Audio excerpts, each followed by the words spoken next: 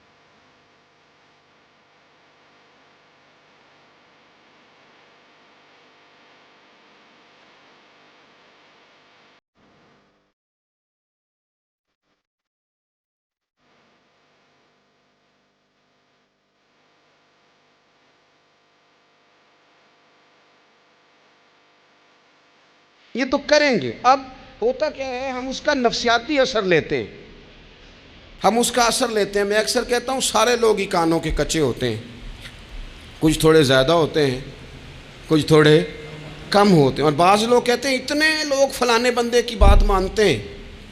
تو میں نے کہا دنیا میں تو آج بھی کافر زیادہ ہیں، کافر زیادہ ہیں، شیطان کے پیروکار آج بھی، تو زیادہ ہونا کوئی حق کی دلیل ہے ہمیشہ؟ یہ کیا بات ہوئی کہ فلانے کی اتنے لوگ بات مانتے ہیں؟ یہاں تو میں نے یہ دیکھا ہے اس معاشرے میں کہ جھوٹے سے جھوٹا آدمی، اس کے بھی فالور ہوتے ہیں، دغے باز سے دغے باز بندہ، اس کے بھی گویوں کے فالور، اداکاروں کے فالور، فلانے کے فالور۔ اس کا یہ تو بھئی انسان کا مزاج ہے، ہر بندہ کانوں کا کچا ہے، کوئی تھوڑا زیادہ کچا ہے، کوئی تھوڑا کم کچا ہے، تو باتیں تو ہوگی، لوگ منہ میں زبان رکھتے ہیں تو گفتگو تو کریں گے۔ اب یہ اثر لینے والے پہ ہے کہ وہ اس کا اثر کس طرح کا لیتا ہے۔ ہمارے ہاں بڑے بڑے سمجھدار لوگ نفسیاتی ہو جاتے ہیں، بڑی بڑی سمجھدار خواتین نفسیاتی ہو جاتی ہیں، میری ساس باتیں کرتی ہے، میری نند باتیں کرتی ہے، مجھے فلانا باتیں کرتا ہے، مجھے فلانا۔ بھائی باتیں، جس کے منہ میں زبان ہے اس نے بات تو کرنی ہے۔ اب آپ نے کیوں یہ دعویٰ کر لیا ہے کہ آپ اتنے اونچے چلے جائیں کہ آپ کو بات ہی کوئی نہ کرے؟ کیا حرج ہے اس میں؟ اگر کوئی آپ کو بات کر دے تو کیا ہیں ہم؟ کسی نے کر لی تو پھر کیا ہوا؟ اس کا اتنا اثر قبول کرنا کہ ساری رات سونا ہی نہ، پریشان ہو جانا۔ اور بعض لوگ ایسے ہیں جنہیں اتنی باتیں نہیں ہوتی جتنی انہیں ٹینشن ہوتی ہے، یعنی وہ دو بندے کونے میں کھڑے ہیں تو میری ہی بات کر رہے ہیں، اور بھائی تو اتنا اہم نہیں ہے، انہیں کوئی اور کام بھی ہو سکتا ہے، تیری بات ہی انہوں نے کرنی۔ بلا وجہ لوگ سمجھتے ہیں کہ میں بڑا اہم آدمی ہوں، وہاں بھی مجھ پہ تبصرہ ہو رہا ہے، یہاں بھی ہو رہا ہے۔ اس پہلو سے باہر آئیں، اس کمپلیکس سے نکل آئیں۔ ابن حزم کہتے ہیں کہ مصر میں ایک تاجر بڑا کامیاب ہو گیا تھا، بڑا کامیاب تاجر ہو گیا۔ تو زندگی میں جتنے لوگ بھی کامیاب ہوتے ہیں ان سے حسد ہوتا ہے، اس سے بھی اس کے ارد گرد کے لوگوں نے حسد شروع کیا۔ اب تاجروں نے پلاننگ کی کہ اسے خراب کیسے کرنا ہے۔ وہ ایک دن اپنے گھر سے نکلا، سفید کرتا، سفید پگڑی باندھ کے باہر۔ اب 5-6 لوگوں نے پہلے سے منصوبہ بندی کی ہوئی تھی۔ ایک صاحب اسے ملے، کہنے لگے ماشاءاللہ آج تو سفید کرتے پر سبز امامہ، سبز پگڑی بڑی ہی اچھی لگ رہی ہے۔ تو وہ ہنس کے کہنے لگا لگتا ہے آپ سو کے اٹھ کے آئے ہیں، پگڑی تو میری سفید ہے۔ اس نے کہا چلو پگڑی تو سبز ہی ہے، باقی آپ نہیں مانتے تو آپ کی مرضی۔ وہ آگے بڑھا، تو اب چونکہ پلاننگ تھی تو ایک شخص اور ملا، اس نے کہا کیا بات ہے، سفید کرتے پر آپ کا پیلے رنگ کا امامہ کیا جچتا ہے۔ اس نے کہا یار کو خدا کا خوف کر، ہنس کے کہا کیا ہو گیا، تیری اینک کا نمبر تو نہیں تبدیل ہونے والا ہوا؟ اور بھائی میں نے تو سفید کرتا اور سفید ہی امامہ باندھا ہے۔ اب 2-3 لوگوں کی دفعہ تو وہ مسکرایا، لیکن وہ ڈھیر سارے لوگوں نے منصوبہ بندی کی تھی۔ وہ جب چوتھے کے پاس گیا تو اس نے بھی کہا کہ کیا بات ہے سفید کرتے پر پیلے رنگ کے امامے کی۔ اس نے کہا پیلا کہاں ہے؟ اب وہ غصے ہونے لگا۔ اب وہ چھٹے کے پاس گیا تو اس نے کہا جناب کیا بات ہے سفید کرتا اور کالا امامہ۔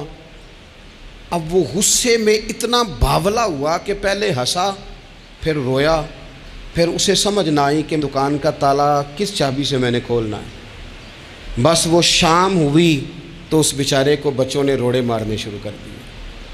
وہ اتنی تکلیف میں آ گیا کہ لوگ اسے پاگل کہنے لگے۔ کیوں؟ اس لیے کہ لوگ منصوبہ بندی، افواہ تھی نا کہ میری طبیعت خراب ہے، تو لوگوں نے حال پوچھ پوچھ کر بیمار کر دیا۔ لوگوں کی باتیں، لوگوں کے تبصرے، لوگوں کے کومنٹس بولے امام شافعی۔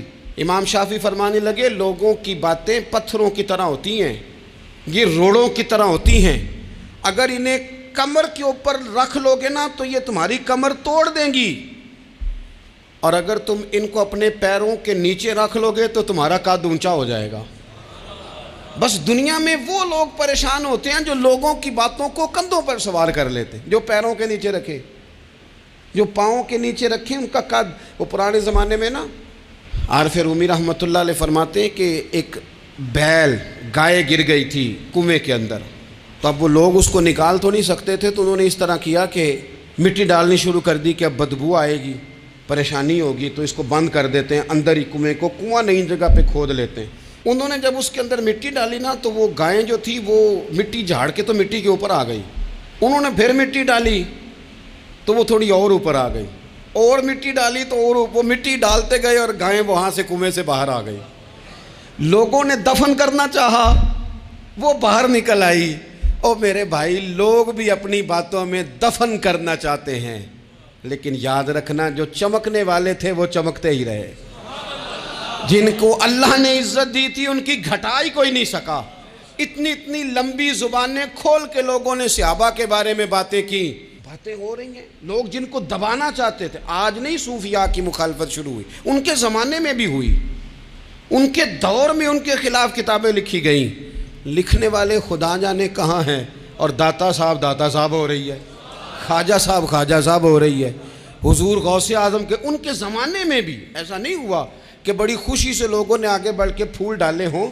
ان کے دور میں باقاعدہ جتھے تیار ہوئے، جتھے، اور پورا کام کیا گیا. اور ویسے بھی اگر کوئی شخص آپ کا مخالف ہی نہیں ہے تو پھر آپ کو چمکنے کا مزہ کیسے آئے گا؟ کوئی تو مخالف ہو نا، کوئی تو ہو نا جو کوئی بات کرے. دیکھیں نا، اگر اندھیرا نہ ہو، رات نہ ہو، تو بلب کی کوئی اہمیت رہ جائے گی؟ یہ چمکتا ہی تب ہے جب اندھیرا زیادہ ہوتا ہے. ہم کہتے ہیں اندھیرا ہو گیا، اور بھائی تجھے چمکنے کا موقع دیا ہے اندھیرے نے، تجھے اس نے عروج دیا. تندی باد مخالف سے نہ گھبرا اے عقاب، یہ تو چلتی ہے تجھے اونچا اڑانے کے لیے. تو باتوں سے پریشان نہ ہو. میں نے کہا کہ اگر آپ باتوں کا پہاڑ بنا کے اوپر سوار ہو جائیں گے نا تو قد اونچا کریں گی باتیں. جو بندہ ڈسکس ہونے لگ جاتا ہے وہی تو مشہور ہوتا ہے، اسی کی تو بات ہوتی ہے. دیکھیں کیا ہوتا تھا بھلا مکے میں. کوئی بندہ باہر سے آتا تو ابو جال اسے کھڑا کر کے کہتا حضور کے پاس نہ جانا. تو کہتا پتہ تو کروں بھلا نبی پاک کے پاس کیا ہے، پتہ تو کروں بھلا حضور کے پاس کیا ہے. تو جن سے تعارف نہیں ہونا تھا وہ بھی تعارف کرا رہے تھے رسول پاک کا. تو اس لیے باتوں سے گھبرا جانا. ہاں ایک بات ہمیں کتاب و سنت میں ملتی ہے، اس پر ضرور غور کریں. تہمت والی جگہ سے بچیں، تہمت کا موقع نہ دیں. مطلب بلا وجہ ہی اپنے لیے بحث کا دروازہ کھولنا یہ درست نہیں ہے. اپنے لیے ہم نہ دروازے کھول لیتے ہیں بحث کے، مفت کی بحث ہو رہی ہے، فلانا بھی ڈسکس کر رہا ہے. کچھ چیزیں ایسی ہوتی ہیں جو سب کی سمجھ کی نہیں ہوتی، وہ سب کے سامنے ڈسکس کرنا ضروری نہیں ہوتا. حضرت سیدنا ابو ہریرہ رضی اللہ تعالیٰ عنہ فرمایا کرتے تھے مجھے نبی پاک علیہ السلام نے علم کی 2 تھیلیاں دی ہیں، میں نے ایک کھولی ہے تمہارے سامنے، ایک کھولی ہے، دوسری نہیں کھولوں گا. اس لیے کہ ہر بندے کو بات اس کے ظرف کے مطابق کرنی چاہیے. تو موقع نہ دیں. نبی پاک صلی اللہ علیہ وسلم نے فرمایا اس بندے نے اپنی، یہ بخاری میں موجود ہے، فرمایا اس نے اپنی عزت اور اپنی جان کو محفوظ کر لیا جو فتنے والی جگہ سے بچ گیا. جہاں تہمت لگ سکتی ہے اس جگہ سے بچیں. جان بوجھ کے لوگوں کو موقع نہ دیں باتیں کرنے کا، جان بوجھ کے موقع نہ دیں. جامع ترمذی کے اندر حدیث موجود ہے، حضرت سیدنا عمر فاروق رضی اللہ تعالیٰ عنہ نے ایک موقع پر اجازت مانگی تھی نبی پاک صلی اللہ علیہ وسلم سے. عرض کیا یا رسول اللہ صلی اللہ علیہ وسلم مجھے آپ اجازت دے دیں، میں عبداللہ بن ابی سلول کی گردن اڑا دوں، یہ منافق بار بار آڑے آتا ہے، بار بار تکلیف دیتا ہے، آپ مجھے اجازت دیں میں اسے قتل کر دوں. تو اب وہ چونکہ کلمہ پڑھتا تھا، ساتھ تو رہتا ہی تھا نا، بہت سارے لوگ اسے مسلمان جانتے تھے. تو حضرت سیدنا عمر فاروق رضی اللہ تعالیٰ عنہ نے اجازت چاہی کہ یا رسول اللہ صلی اللہ علیہ وسلم اگر آپ مجھے اجازت دے دیں، یہ ترمذی میں موجود ہے، یعنی آپ اس جگہ سے بچیں جہاں تہمت لگ سکتی ہے، جہاں بلا وجہ کسی شخص کو شر پھیلانے کا موقع مل سکتا ہے. یا رسول اللہ مجھے اجازت دے میں عبداللہ بن ابی سلول کی گردن اڑا دوں. تو نبی پاک صلی اللہ علیہ وسلم نے فرمایا کہ عمر اگر میں تمہیں ایسا کرنے کی اجازت دوں گا تو لوگ کہیں گے کہ اب اپنے قریبیوں کو انہوں نے مروانا شروع کر دیا ہے، ساتھ والوں کو ہی مروانا شروع، لوگ تو اسے مسلمان سمجھتے ہیں. تہمت والی جگہ سے. بلکہ بخاری شریف میں اسی طرز کا ایک اور پیغام بھی ہمارے لیے موجود ہے. یہ جو حرم شریف آج ہمارے سامنے ہے نا، بیت اللہ شریف، اس میں ایک پیچھے مقام ہے جس کو حتیم کہا جاتا ہے. یہ خانہ کعبہ کا حصہ ہے. حضور صلی اللہ علیہ وسلم کے اعلان نبوت سے پہلے جب قریش مکہ نے اسے تعمیر کیا نا دوبارہ سے، تو انہوں نے چندے کا کوئی اس طرح کا مزاج بنایا تھا کہ اس بندے سے پیسے لینے ہیں جس کے بالکل ہی جائز ہو. اس ترتیب سے انہوں نے خانہ کعبہ کی تعمیر کی کہ پھر وہ ساری تعمیر نہ کر سکے، حتیم باہر رہ گیا. تو نبی پاک صلی اللہ علیہ وسلم نے ایک دن فرمایا، بخاری میں موجود ہے، حضور فرمانے لگے عائشہ اگر تمہاری قوم جاہلیت کے قریب نہ ہوتی کیونکہ ابھی قریب قریب جاہلیت چھوٹی ہے نا، ابھی لوگوں نے کلمہ پڑھنا شروع کیا ہے۔ فرمایا اگر یہ جاہلیت کے قریب نہ ہوتے تو میں کعبے کو انہی بنیادوں پر دوبارہ بنا دیتا جن بنیادوں پر حضرت ابراہیم علیہ السلام نے بنایا تھا، لیکن چونکہ یہ جاہلیت کے قریب ہیں، ان کی سمجھ میں چیز نہیں آئے گی، یہ شک میں پڑ جائیں گے، پریشان ہو جائیں گے، لہذا میں یہ کام نہیں کرتا۔ بہت ساری چیزیں ایسی ہیں کہ جن کی وجہ سے بعض سادہ لوگ ابہام کا شکار ہوتے ہیں، ابہام کا۔ ہمارے علماء نے اس طرح کیا کہ بڑے طے کر کے عقائد کے عنوانات امت تک پہنچائے۔ ہر آدمی ہر شعبے کا اسپیشلسٹ نہیں ہوتا، بہت ساری لوگ باتیں مریض کے سامنے کرنے والی نہیں ہوتی، وہ صرف لواحقین کو بتانے والی ہوتی۔ پھر کچھ لوگ اور آئے جنہوں نے کہا کہ ہم تو ایفیشنسی دکھائیں گے، کچھ خاص ہر بات کھول کر لوگوں کے سامنے رکھیں گے، تو اس کا نقصان پھر یہ ہوتا ہے کہ سادہ لوگ مشکلات کا شکار ہوتے ہیں۔ وہ پھر جب کہتے ہیں ہر چیز ڈسکس کر لینی چاہیے تو پھر باتیں دور نکل جاتی ہیں۔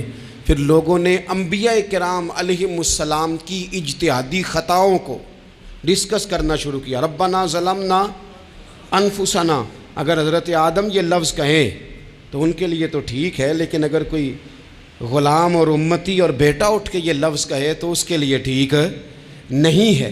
تو میرے عزیز ایسے کام نہ کریں جس کی وجہ سے بلا وجہ بحث کا۔ ہمارے یہاں کچھ لوگوں کو شوق ہے خبروں میں رہنے کا، وہ ایسی باتیں چھیڑتے ہیں جن سے نا وہ خبروں میں رہ سکیں۔ میں نے دیکھا ہے وہ کہتے ہیں جی میں نے کوئی انوکھی بات کرنی ہے۔ بھئی انوکھی بات کرنے سے بندہ مشہور تو ہو جاتا ہے۔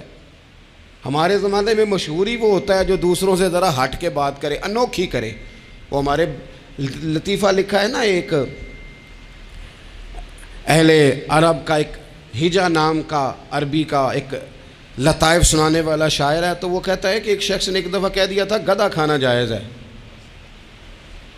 بڑے بڑے علماء اس کے گھر چلے گئے کہ بھئی کوئی دلیل، کوئی جزیہ، کوئی کہاں سے، کوئی کتاب، کوئی حوالہ، کوئی شے۔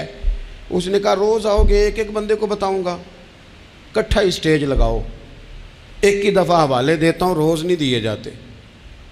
وہ اسٹیج لگ گیا، دنیا جمع ہو گئی، جنہوں نے کبھی ٹائم نہیں نکالنا، تو یہ ذرا انوکھی بات جو کر رہا تھا، تو سارے لوگ آ گئے۔ تو وہ اسٹیج پہ چڑھا تو کہنے لگا مجھے جانتا کوئی نہیں تھا، چلو اب بدنام جو ہوں گے تو کیا نام نہ ہوگا، اب قیامت تک کہو گے تو صحیح نا۔ وہ اس مولوی دے گھر جنہیں ایک بار آکھیا نہیں سی گدھا کھانا جائز ہے، چلو بدنام جو ہوں گے تو کیا۔ تو بہت سارے ایسے لوگ ہیں جو ہیں بدنام، پر چلو نام تو ہو گیا نا، بدنامی صحیح، شرارت صحیح، شیطانیت صحیح، لیکن نام تو ہو گیا۔ تو اس لیے کوئی ایسا انوکھا کام جس سے لوگوں کی، میں آپ سے بڑی گزارش سے عرض کروں، اعلیٰ حضرت بریلوی رحمۃ اللہ علیہ نا لالٹین کے اندر مٹی کا تیل جلایا جاتا ہے ہمارے ہاں، تو مٹی کا تیل ظاہر ہے اس سے بدبو آتی ہے، تو مسجد میں وہ جلانا جائز نہیں تھا۔ تو ایک صاحب ارنڈی کا تیل لائے، وہ خوشبو والا ہوتا ہے، وہ لا کے انہوں نے نا اعلیٰ حضرت بریلوی رحمۃ اللہ علیہ کو لالٹین میں ڈال کے دیا اور کہا کہ یہ مسجد میں اس کو جلاتے ہیں چونکہ اس کے اندر سے خوشبو آتی ہے، بدبو نہیں آتی۔ تو وہ جو شرعی عذر ہے نا، حضور نے فرمایا کہ جمعے والے دن غسل کر کے آؤ تاکہ کسی کے پسینے سے ایک دوسرے کو تکلیف نہ ہو۔ کچا لہسن پیاز کھا کے مسجد آنا اس لیے منع کر دیا گیا کہ منہ کی بدبو سے تکلیف ہو، تو مسجد میں کوئی ایسی چیز جو بدبو کا باعث بنے منع ہے۔ اب انہوں نے وہ تیل لا کے لالٹین میں ڈالا جس سے خوشبو آتی تھی اور لالٹین بھی روشن ہوتی تھی۔ تو اعلیٰ حضرت فاضل بریلوی رحمۃ اللہ علیہ اپنے اس خادم سے فرمانے لگے کہ اب لوگ تو آئیں گے نا، تو ہمارے علاقے میں تو ساری دنیا مٹی کے تیل سے ہی چلاتی ہے، تو اب آپ نے ایک خوشبو والا تیل لا کے ڈال تو دیا ہے اس کے اندر لالٹین میں، پر یہ لوگوں کو بتائے گا کون کہ یہ تیل وہ نہیں ہے؟ لوگ تو یہاں سے دیکھ کے جائیں گے اور جا کے کہیں گے کہ اتنے بڑے عالم کی مسجد میں اگر جل رہا ہے تو ہم کیوں نہ جلائیں۔ تو فرمانے لگے وہ شخص کے حضور پھر حال کیا ہے؟ فرمانے لگے آپ فرضوں کا سلام پھیر کے دعا سے پہلے لالٹین کے پاس کھڑے ہو جائیں اور جو بندہ گزرے اسے بتاتے جائیں کہ یہ مٹی کا تیل نہیں، یہ مٹی کا تیل نہیں، یہ مٹی کا تیل۔ ہر شخص کے ذہن تک بات اتر جائے تاکہ لوگ کسی ایسی چیز کا شکار نہ ہو جائیں جس سے کہ ان کے مزاج میں کوئی غیر شرعی چیز عروج پکڑ لے۔ تو میرے عزیز ہم نہ کچھ بدگمانیاں لوگوں کے اندر لوگ ڈالتے ہیں۔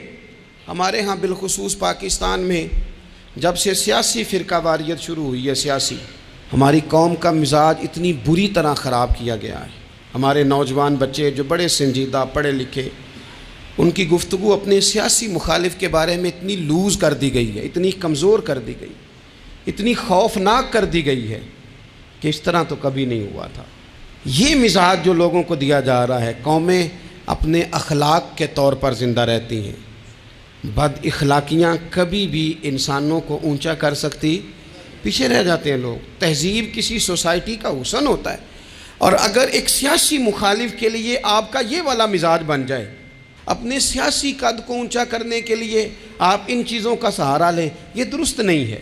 اخلاقی رویے میں کہوں گا کسی بھی سیاسی جماعت سے وابستگی ہے وہ 100% رکھے جو اس کی سمجھ میں آتی ہے، لیکن اپنے اخلاقی مزاج کو کبھی کمزور نہ ہونے دے، اخلاقی رویہ کبھی کمزور نہ ہونے دے. یہ کیسے ہو سکتا ہے؟ دیکھیں، ابو جہل، ابو لہب، عتبہ، عتیبہ، شیبہ، وہ وہی باتیں کر سکتے تھے جو ان کے مزاج کی تھیں، جو آج تک لوگ کسی بھی دیندار کے بارے میں کرتے ہیں.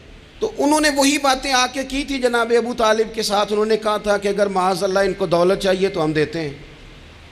بڑے سے بڑے مخلص آدمی پر آج لوگ دعویٰ نہیں کرتے کہ دولت کے لیے لگا ہوا ہے. انہوں نے کہا دولت چاہیے تو دیتے ہیں، اگر کسی خاتون سے نکاح کرنا چاہتے ہیں تو کرا دیتے ہیں، سرداری چاہیے تو دے دیتے ہیں. اب یہ سوچ ہی اتنی ہے، اس سے آگے جاتی نہیں. وہ معاذ اللہ حضور کے بارے میں اور بھی باتیں کرتے، یہ شاعر ہیں، یہ جادوگر ہیں، یہ فلاں ہیں. لیکن میرے نبی پاک علیہ الصلوۃ والسلام نے کبھی بھی ان کی ذاتی زندگی کو ڈسکس نہیں کیا، کبھی نہیں کیا. ابو جہل شراب پیتا تھا، لیکن حضور نے کبھی سوسائٹی میں یہ بات لوگوں کے سامنے بیان نہیں کی. وہ لوگوں کے پیسے دبا لیتا تھا، کئی جگہوں پہ حضور نے پیسے نکلوا کے دیے، لیکن جگہ جگہ گلی گلی کھڑے ہو کے حضور نے یہ نہیں فرمایا کہ یہ اس طرح کا ہے. آپ اپنے مخالفین کے بارے میں ضرور کلیم کریں، ثبوت کے ساتھ ضرور بات کریں، یہ ضروری ہے، لیکن آپ کا رویہ اتنا گھرا ہوا نہیں ہونا چاہیے کہ لوگ سمجھیں کہ یہ قوم تو اخلاق سے ہٹ گئی ہے. آپ اختلاف کریں، لیکن اختلاف کے بھی آداب ہوتے ہیں. اس ادب کے دائرے کے اندر رہ کے صحابہ کے بیچ بھی رائے کا اختلاف ہو جاتا تھا، ہو جاتا ہے، ہو جایا کرتا ہے. حضور اس اختلاف کو قبول کرتے، بھئی ہو جاتا ہے رائے کا اختلاف اپنوں میں، لیکن اس کے اندر انسان توہین پہ اتر آئے، اس کا لہجہ اس طرح کا ہو جائے جس طرح کی بازاری گفتگو کی جاتی ہے، تو محسوس ہوتا ہے کہ یہ تربیت کا فقدان ہے. یہ لہجے باوقار لوگوں کے نہیں ہوا کرتے. لہجے کو کبھی برا نہ ہونے دیں، انداز کو. لوگ آپ کو چھیڑیں گے، اپنی جگہ پہ کھینچ کے لانے کی کوشش کریں گے، بڑا کچھ لوگ کریں گے، لیکن آپ اپنی جگہ سے آپ تبدیل نہیں ہوں گے. آپ کہیں گے یار میرا ایک معیار ہے، میری ایک حیثیت ہے، میں اپنی حیثیت چھوڑ سکتا؟ میں اپنی حیثیت نہیں چھوڑ سکتا. ہر بندے کو آپ ڈسکس کریں گے. تو تہمت والی جگہ سے ضرور بچیں، بدگمانی سے ضرور بچیں، لیکن ہر شخص کو اس کے معیار کے مطابق اتر کا جواب دینا یہ باوقار لوگوں کا سٹیٹس نہیں ہوتا. وہ کہتے ہیں جا بات کر، جا کے تو کون ہوتا ہے تیری بات کرے، اب ہم ہر شخص کے منہ لگیں، یہ کیسے ہو سکتا ہے؟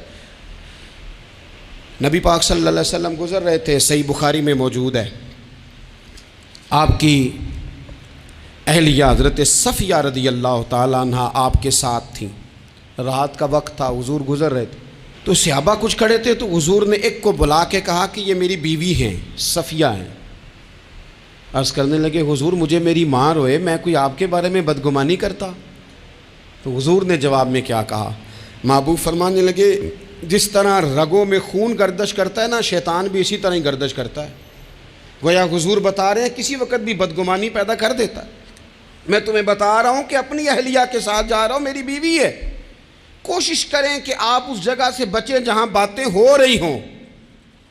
اور اس پہلو پہ تیسری گزارش اس عنوان پر یہ ہے کہ اگر کسی کے بارے میں باتیں ہو رہی ہوں تو فٹافٹ اس کا حصہ بننے کی کوشش نہ کریں، بلکہ آپ کے پاس جب تک کوئی شرعی ثبوت نہیں ہے تب تک آپ اس بات کا حصہ نہ بنیں. ہمارے ہاں بات ہو رہی ہوتی ہے تو دو چار بندے دوڑ کے نا اپنا بھی حصہ ڈالتے ہیں، بلکہ میں بڑی ذمہ داری سے یہ بات عرض کروں گا، بات لمبی ہوتی تب ہے جب کوئی بندہ درمیان میں کہہ دیتا ہے نا نہیں تجھے تو تھوڑا پتہ ہے، تھوڑا میں بھی کرتا ہوں. وہ کئی دفعہ وعدہ معاف گواہ بن جاتا ہے، جا کے دوسروں کو خبر کرتا ہے اس نے یہ کہا ہے. حالانکہ بندہ اس سے پوچھے کہ اگر انہوں نے کہا تھا تو اتنا سجن تھا تو وہاں جواب دے کے کیوں نہیں آیا؟ تجھے چاہیے تھا وہیں جواب دیتا، وہیں جا کے جواب دے دیتا. ایک بزرگ کی خدمت میں ایک دفعہ حاضر تھا، ایک بڑے عالم تھے، تو ان کے پاس آ کے ایک شخص نے کہا کہ فلاں آدمی آپ کے بارے میں یہ بات کر رہا تھا، تو وہ ہنس پڑے، فرمانے لگے پھر آپ کہاں تھے؟ کہنے لگے میں وہیں تھا۔ فرمانے لگے میرا اور آپ کا رشتہ کس طرح کا ہے؟ کہنے لگا جی میں تو شاگرد ہوں، ارادت مند ہوں۔ تو فرمانے لگے پھر آپ میرے پاس سوال لے کے آ گئے ہیں، آپ نے وہاں جواب کوئی نہیں دیا۔ فرمانے لگے اب تو میرے سامنے بیٹھ، پہلے اس سوال کا جواب میں تجھے دوں، پہلے تجھے قائل کروں، اگر تو قائل ہوتا نا تو پھر تو یہ بات لے کے میرے پاس نہ آتا، پھر تو وہاں تو کلیئر کر آتا، تیرے اندر کجی ہے، تو بات کا حصہ بنا ہے، اور میرے نزدیک اس سے بڑا تو مجرم ہے کہ تو نے بات کو سنا ہے، وہ تو کوئی ہے، اور تو اپنا تھا، تو نے اپنا ہو کے یہ باتیں سنی، تو نے ہاں کی، تو وہاں بیٹھا رہا، تو اپنا تھا۔ اور حضور نے فرمایا محبت تو بندے کو اندھا بہرا اور گونگا کر دیتی ہے، جو کسے دا عاشق ہوئے ہوتے گل اسے دی کردا ہے، 100 مکر بہانے کر کے او دے ہی مرنے مردا ہے۔ تو نے سن کیسے لی؟ تیرے کانوں نے گوارا کیا؟ پہلے تو مطمئن ہو نا، تو اگر مطمئن ہوتا تو بات آگے وہیں جواب دے کے آتا، جب تو ہی غیر مطمئن ہے تو میں کسی اور کو کیا جواب دوں؟ تو مدد کریں اپنے بھائی کی اس معاملے میں کہ اگر آپ کلیئر ہیں تو پھر آپ اسے وہیں کلیئر کریں، کہیں یار میری بات سن، یہاں تک تو بات ٹھیک ہے، اس بات کا میں گواہ ہوں، یہ ہو سکتی نہیں۔ اور نبی پاک کا یہ طریقہ ہے، مسند امام احمد بن حنبل میں حدیث موجود ہے، حضرت عبداللہ ابن مسعود رضی اللہ تعالیٰ عنہ، کمال آدمی حضرت عبداللہ ابن مسعود، حضور نے فرمایا عبداللہ ابن مسعود سے قرآن سیکھا کرو، یہ اسی طرح پڑھتے ہیں جس طرح میرے اوپر نازل ہوا تھا۔ حضرت عبداللہ ابن مسعود کو نبی پاک علیہ السلام نے فرمایا درخت پہ چڑھ کے ذرا میرے لیے مسواک تو اتار دو۔ حضرت عبداللہ ابن مسعود کی پنڈلیاں پتلی پتلی تھی، ٹانگیں پتلی تھی، وہ درخت پہ چڑھے، ہوا چلی تو کپڑا تھوڑا ہٹ گیا، تو بعض لوگ ان کی پتلی پنڈلیوں کا مذاق اڑانے لگے، معاذ اللہ، دیکھو کیسی باریک باریک پنڈلیاں ہیں، کیا انداز ہے۔ اب حضور بیٹھے ہیں نا، تو انہوں نے جو بات کی تھی وہ بات بھی درست تھی، پنڈلیاں واقعی پتلی تھیں، اور کوئی بھی اس انداز میں دیکھتا تو شاید مسکراتا۔ جب انہوں نے کہا نا دیکھو پتلی پنڈلیاں، تو حضور نے ہمارے لیے طریقہ کیا چھوڑا، ہمارے لیے سیرت کیا چھوڑی؟ حضور سید عالم فوراً ارشاد فرمانے لگے، نبی پاک فرمانے لگے چپ کرو، تم میرے عبداللہ کی پنڈلیوں کو پتلا پتلا کہہ رہے ہو نا، قیامت کے دن جب میزان لگے گا اور ان پنڈلیوں کا تمہیں وزن پتہ چلے گا، پھر پتہ چلے گا میرے عبداللہ کی شان کیا ہے۔ یہ بڑی وزنی پنڈلیاں ہوں گی، جب ان کا میزان پر وزن تو لگے تو آپ دفاع کریں۔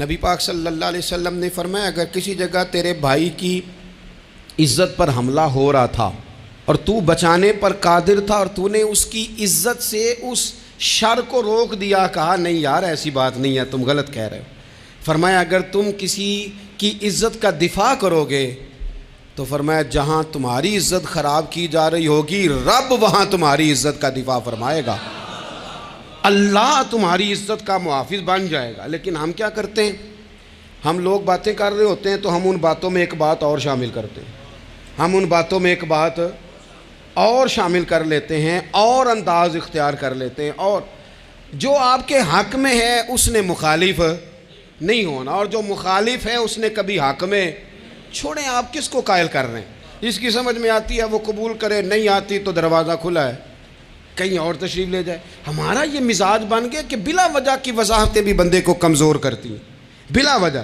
ہم کمزور پڑ جاتے ہیں، تھوڑے بے نیاز ہو جائیں، چھوڑیں کچھ بے نیاز بنے، طبیعت کوئی بے نیاز، ہم نہ بے نیاز نہیں ہوتے، ہر بات کو سوچتے ہیں، ہر بات کی وہ جی وہ فلانے نے پتہ کیا کہا ہے، تو بڑی معذرت سے بالخصوص خواتین کا مسئلہ ہوتا ہے، وہ کہتے ہیں پوری دسو، نہیں دسو نے آکھیا کی، بھئی آپ نے کیا کرنا ہے، اس کے لیے پھانسی کا حکم لگانا ہے، آپ نے چھوڑ دیں، بات ہو گئی ختم ہو گئی۔